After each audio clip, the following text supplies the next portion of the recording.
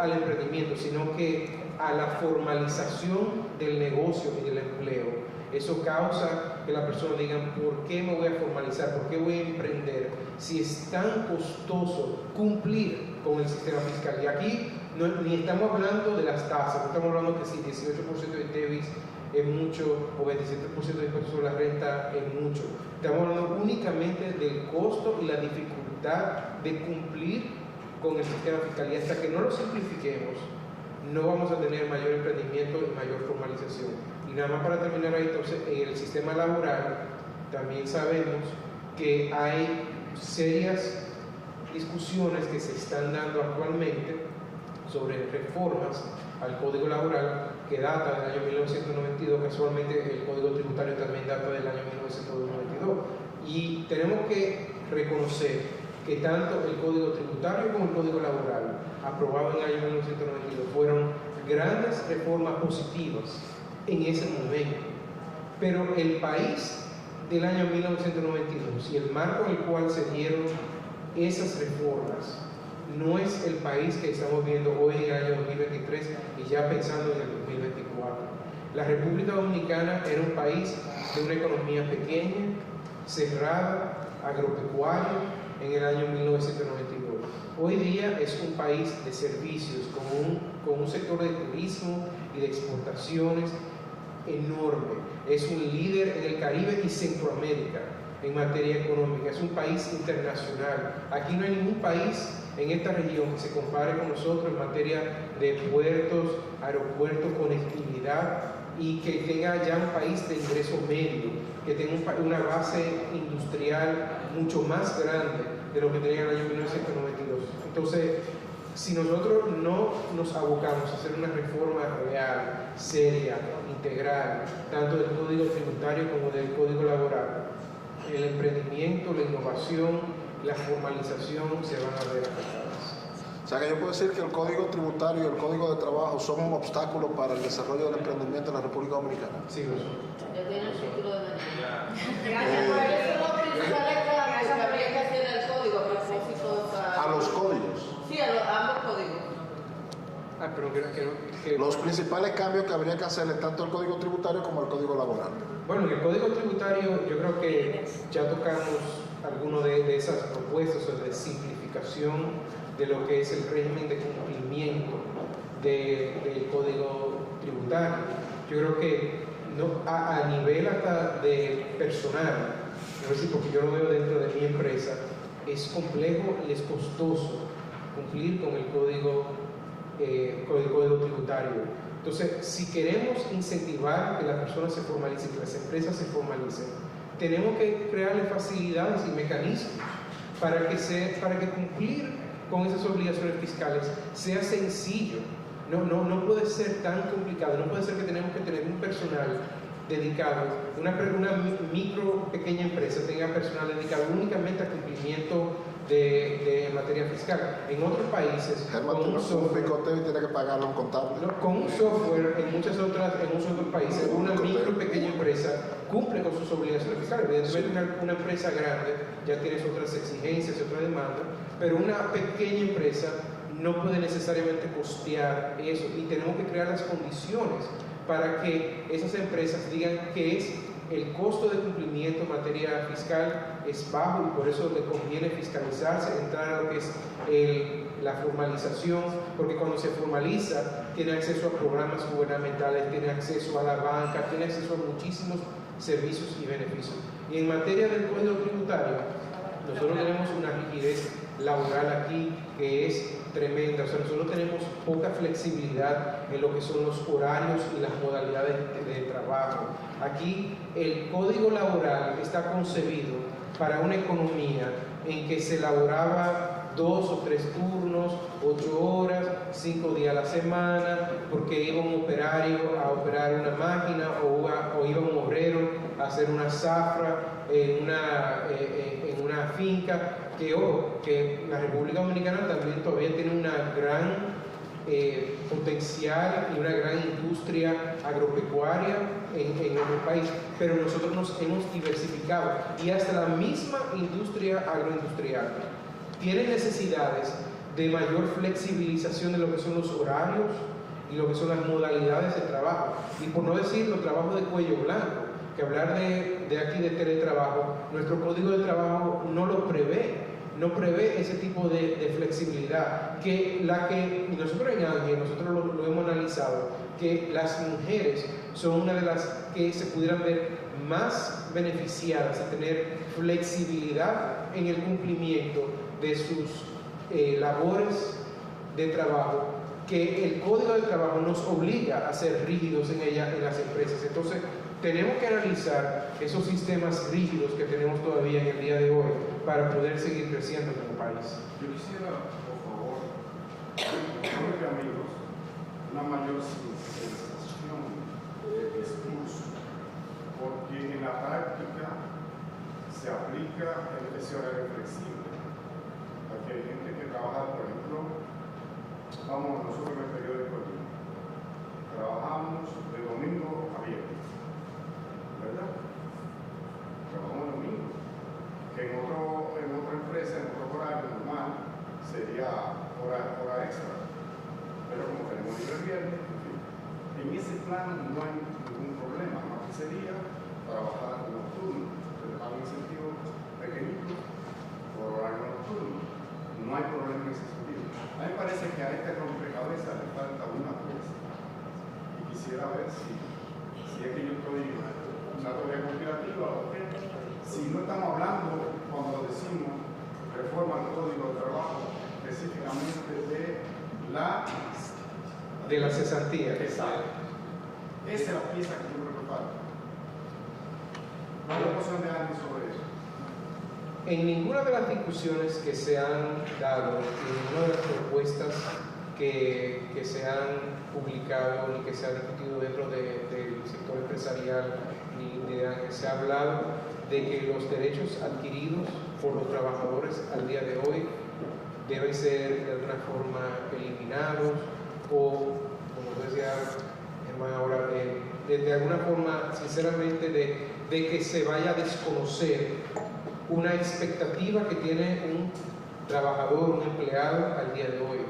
Lo que se está discutiendo es si en el porvenir lo que queremos tener es más flexibilidad también en ese tema de la cesantía, tomando en cuenta que, por ejemplo, en el año 1992, cuando se aprobó el Código de Trabajo, no teníamos, por ejemplo, la ley 87-01, y lo que es el sistema de seguro privado, lo que son las pensiones, que se critican muchísimo las AFP, a pesar de que son realmente una gran conquista para la República Dominicana y para los trabajadores, y que es un sistema que es muy mal entendido y desconocido.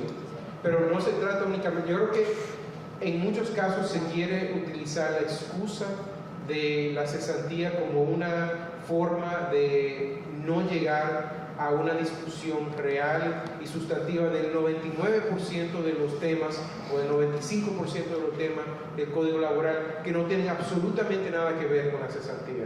Pero yo creo que en ninguna propuesta se ha hablado de eliminar ese derecho que tienen los trabajadores adquiridos al día de hoy y no se pretende hacer, y sino que sencillamente que de cara al futuro también se tenga más flexibilidad. ¿Y alguna de esas propuestas incluye utilizar las aseguradoras para fines de cesantía a futuro, no con los trabajadores actuales? De las propuestas que han hecho el sector empresarial. Yo no tengo conocimiento de que se haya hecho. En otros países hay diversos modelos y yo creo que sobre la mesa se ha planteado diversos modelos de un seguro de desempleo, de algún tipo de seguro de cesantía que puede ser privado, que puede ser público. Se ha discutido sobre la mesa. No creo que ha habido ni un consenso ni una propuesta particular, sino se ha planteado decir, ojo, nosotros no tenemos que decir que ya hubo un sistema que se adoptó aquí en el 1992, hace más de 30 años, y que es el único modelo que podemos evaluar aquí como posible salida de nuestro sistema laboral, sino que hay muchas otras formas de que puede abordarse este problema y que no se pretende ni se van a dejar a los trabajadores desamparados de ninguna forma.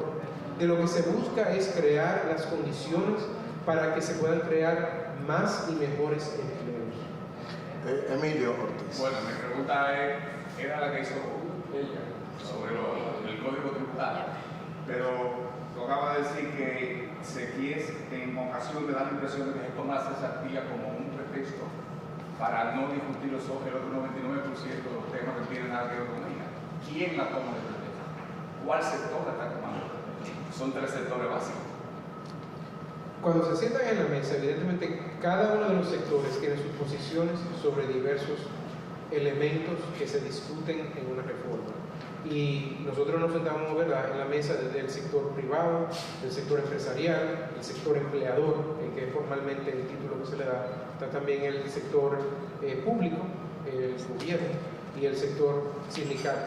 Cada uno de esos sectores tiene sus posiciones sobre cada uno de esos temas, y en esas mesas es natural que existan posiciones encontradas sobre los diversos elementos. A lo que nosotros apostamos y a lo que nosotros entendemos que debe haber es una sincerización de cada uno de los diferentes sectores que están sentados en la mesa para lograr una negociación y una salida que sea aceptable a todas partes. En una salida que todas las partes se sienten 100% satisfechas, porque de eso se trata una negociación.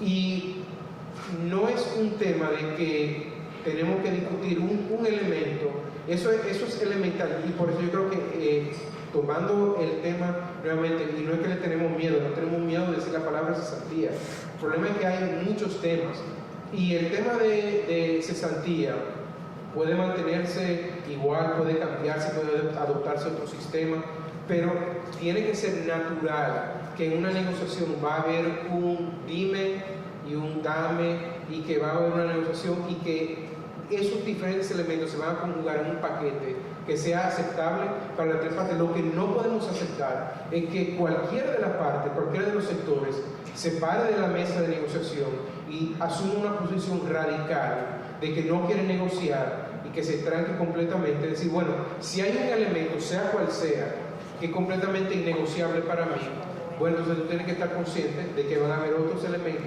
que tú tienes que en una negociación dar para poder lograr un acuerdo que sea aceptable para todas las partes. Señor Marrero. El Sí. principio...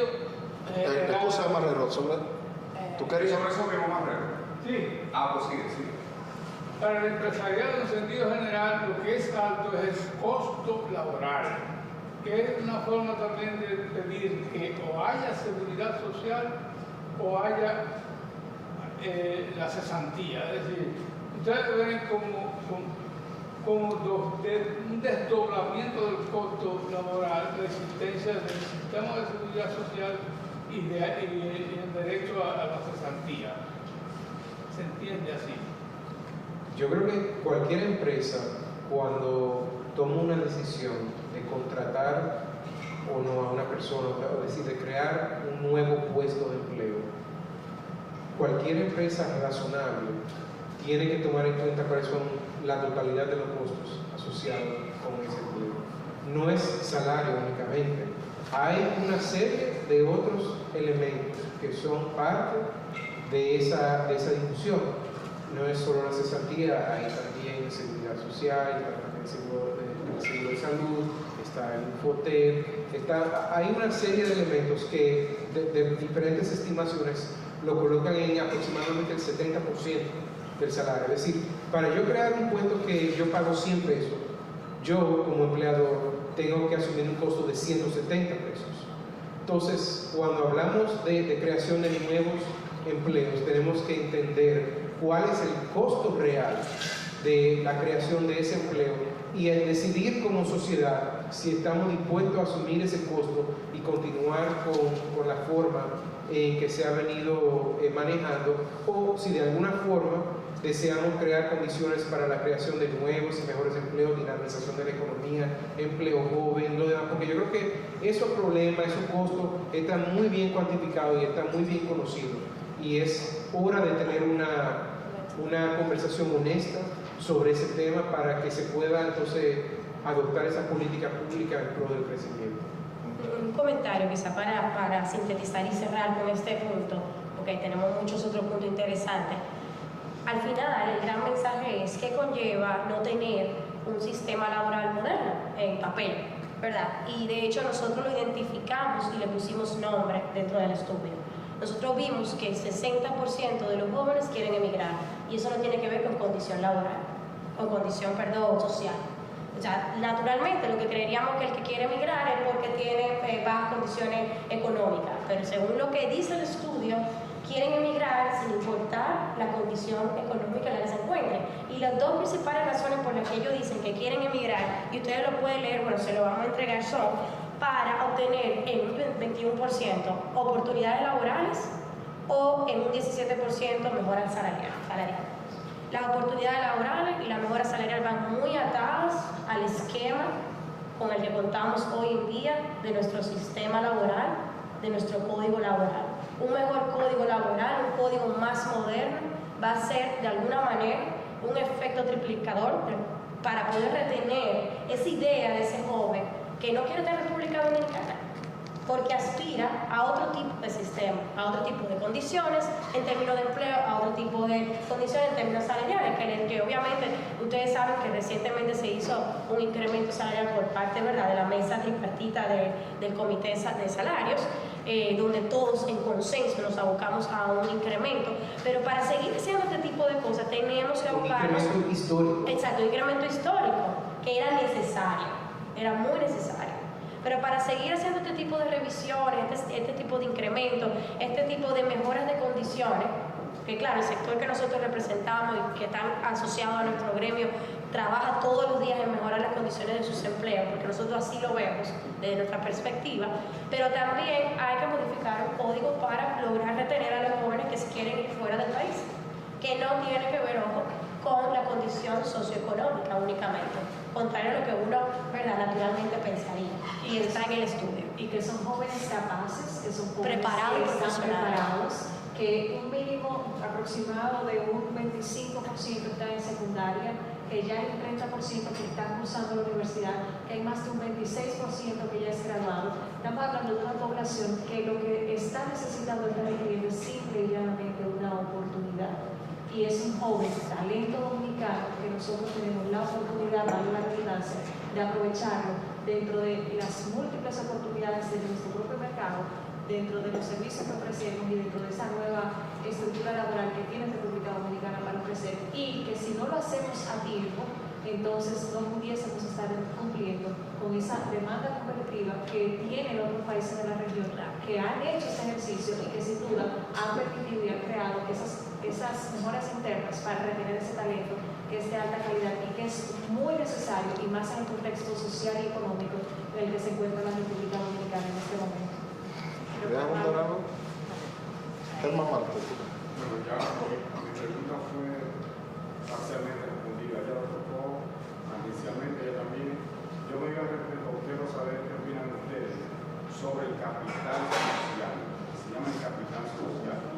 El profesor Juan Bosch habla de la conciencia en sí y conciencia para sí. Y entonces nosotros vemos una gran cantidad de jóvenes, muy receptivos como personas, como un adulto joven. Veo una porción importante de que nosotros queríamos cambiar el mundo, hacer la revolución, transformar el país. Una parte importante de los jóvenes de ahora que están pensando en tortilla, se me viene a la cabeza el compañero Roger Andrés, en basura, alienado totalmente. ¿Cuál es la preocupación de ustedes sobre ese? Claro, que como ya decía, hay una parte importante de jóvenes bien capacitados que compiten en cualquier escenario a nivel mundial, en cuanto a su nivel intelectual y técnico, pero estamos hablando de las masas. La preocupación de Ángel sobre ese capital social tan necesario para hablar de desarrollo y la aparente diferencia o inconsciencia de una parte. Bueno, ahí yo creo que si nos vamos por esa vía podemos conversar, yo creo que la tarde entera. Pero quizás siendo un poco concisa, obviamente como Asociación Nacional de Jóvenes Empresarios nosotros tenemos una porción de esa juventud nacional. Y lo que nosotros siempre vamos a impulsar es que los jóvenes, a través de ANGE, que cumplan con ya todos los requisitos que conversó Jaime y que Sol también agregó, que quieren aportar a su país, puedan canalizar ese sentir a través de la asociación. Ahora bien, siempre yo creo que va a haber una parte de jóvenes que están muy entusiasmados y que muestran ese entusiasmo a través de ANGE. Este estudio que nosotros le traemos es el trabajo no tan solo del consultor externo que levantó toda la información, sino del equipo de ANGE y de varios miembros que se pusieron las pilas para contribuir con esto y traerles este resultado a ustedes hoy, a ustedes y obviamente al resto de la sociedad. Entonces, desde ANGE nosotros siempre vamos a brindar la plataforma para que cualquier joven que cumpla con ya esos requisitos participe. Ahora, siempre también vamos a impulsar el sentir de que hay que preocuparse por su país, y eso es lo que nosotros podemos controlar desde nuestro ámbito, porque siempre habrán quienes se montan y quienes no les interese, ¿verdad?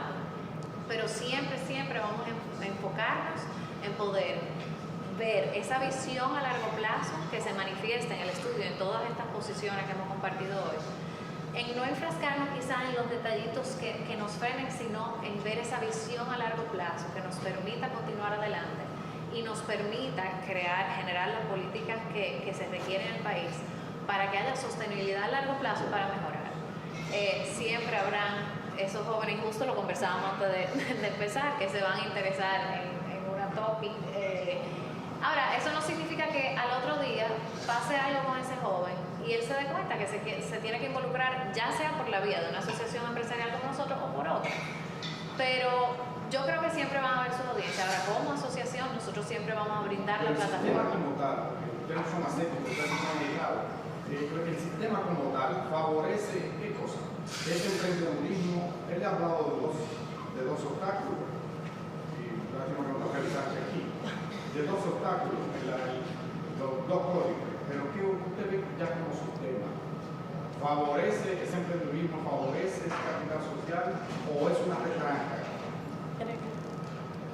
Yo creo que tenemos que tener, o sea, un cierto optimismo todavía con la juventud dominicana. De hecho, en el estudio, uno de los temas que levantamos es la participación de los jóvenes en las protestas de la Plaza de la Bandera, porque yo creo que es muy fácil olvidarnos de que en el año 2020 sufrimos un momento muy traumático con la suspensión de las elecciones del 15 de febrero de ese año, y la parte social que lideró el reclamo que dio lugar a la continuidad de la democracia dominicana fueron los jóvenes.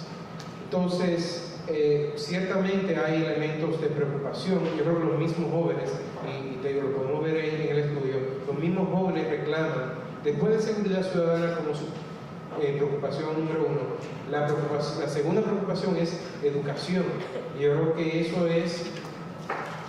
va directamente al tema que tú indicas, hermano, o sea, de que si no tenemos educación, dicen los jóvenes, ¿qué oportunidades yo voy a tener? Entonces, hay una conciencia, y de que hoy día quizás la sociedad siempre está en cambio constante, y hoy día todos tenemos celulares, todos tenemos redes sociales. El estudio dice 99.4% de los jóvenes usan las redes sociales. O sea, hoy día la unanimidad prácticamente de los jóvenes tienen el uso de las redes sociales, consumen información, se comunican entre sí de manera distinta, de una manera que yo cuando era joven yo ni me imaginaba que iba a ser posible. Entonces eso se ve reflejado quizás en algunos de los elementos sociales, populares, culturales que vemos el día de hoy. Pero no, yo creo que si vamos a una conclusión del estudio es que nos debemos sentir esperanzados y optimistas de la juventud. Y muchas de esas canciones y muchos de esos temas culturales, sí, ciertamente algunos tienen que ver con, vamos a decir, de diversión, por no usar otros términos, pero hay muchos de esas canciones de dembow, de reggaetón, que hablan de temas que son de preocupaciones sociales, que hablan de crimen, que hablan de educación, que hablan de oportunidad laboral, que aunque quizás nosotros no nos sintamos identificados con el estilo musical. Yo creo que si lo escuchamos, vamos a ver que hay muchos de esos, claro, el amor, ¿verdad? Que es algo que es eterno en nuestra vida, pero nosotros vamos a ver que muchas de esas expresiones musicales tienen que ver con las mismas preocupaciones sociales que hemos tenido todos por todo lo que ha sido nuestra vida. Y también reflejan una industria en crecimiento, que es la industria creativa, la industria naranja, que sin duda para los jóvenes emprendedores es crucial impulsarla, y sobre todo en este momento. Y quiero volver al punto anterior de Jaime del rol de los medios de comunicación. Y yo creo que esto es una responsabilidad compartida que tenemos. Desde Ángel lo vemos así, cuando nos sentamos con otros gremios también lo vemos así, y el estudio lo refleja. Esa conectividad que tienen los jóvenes votantes hace que esa persona que está detrás de esa pluma periodística tenga un peso importante en ese voto consciente e informado, en esa información que se está transmitiendo. Y yo creo que grupos de comunicaciones como ustedes que manifiestan esa responsabilidad de hacer un ejercicio de información veraz, oportuna, creíble, también aportan que ese joven, aunque utilice las redes sociales, y ustedes han dinamizado muy bien sus plataformas de cara a hacerlas cada vez más innovadoras, están llegando a esa juventud votante, y a través de ustedes están respondiendo muchas de las inquietudes que estos jóvenes emprendedores del sector privado, del sector público, quieren ver reflejado en un país que quizás en otras ocasiones no era ni siquiera posible hacerlo. A mí me encanta la forma en la que ustedes comunican a través de sus redes y cómo hacen la publicación de noticias. Y ustedes ven dentro de esos mismos comentarios cómo muchas veces esos jóvenes que están ahí poniéndole a ustedes un comentario, un me gusta, tienen la oportunidad también de lograr una expresión y de lograr que su voz sea escuchada, y hasta incluso ustedes mismos han resuelto casos interesantísimos de jóvenes en condiciones vulnerables que han sido ustedes los catalizadores para cambiar esas historias. Y yo creo que ahí la responsabilidad es totalmente compartida. Don bienvenido. Me gustaría saber si el estudio incluyó algunas preguntas sobre el tema del consumo de bebidas alcohólicas y de estupefacientes. No, estábamos más centrados en los temas de políticos, económicos y de consumo de información, es decir, cómo recibe la información, pero no los datos que son más ligados a lo social, es decir, por ejemplo, si tiene hijos, u otro tipo, si tiene un televisor, o sea, ese tipo de datos no lo recogimos en el estudio. Y en cuanto al consumo de información, creo que usted habló que el 99% estaba suscrito a una red social. ¿Pudieron indagar qué tipo de información consumen ellos y qué dice el estudio sobre el particular? Bueno, ahí me iba justamente, usted me leyó la mente seguro, Ramón, eso iba justamente a mencionar. Cuando en términos sociales comenzamos a analizar ese comportamiento me encantó la pregunta de cómo veíamos el tema en términos de clima social, ese comportamiento, esa conducta social de este nuevo joven, como se llama el estudio, que es diferente a las generaciones que venían anteriormente. De hecho, por ejemplo, nosotros aquí somos millennials, que estamos en la edad de 30, 40 años, aunque no parecemos más jóvenes, pero... No te pongas de más, Pero la verdad es que este estudio recoge también ese pensar desde el que está desde los 18 años y ese grupo importante entre los 20 y los 30 años. O sea, él llega hasta los 35 también, y es una generación distinta, esta generación centennial. Dentro de los contenidos que más consume, un 53% dijo que recibía a través de las redes sociales información política, que era básicamente donde nos estábamos centrando anteriormente en la conversación. ¿A qué llama esto? Porque le hacíamos la pregunta específicamente. Cuando usted quiere informarse sobre temas políticos, ¿por qué vía lo hace? Y dice un 53% por las redes sociales. Y redes sociales obviamente abarca todo lo que tiene que ver con la información primaria de los medios de comunicación. Ustedes son los responsables de generar esa información primaria que luego se dispersa en todo el mundo de las redes sociales. O sea, tienen un rol demasiado importante de cara a lo que es el tema de la democracia y el desenvolvimiento de la política. ¿Qué nos dice esto? Que este nuevo joven está demandando a que estas figuras políticas que se van a candidatear en el 2024 hagan una política distinta, comiencen a construir una narrativa distinta.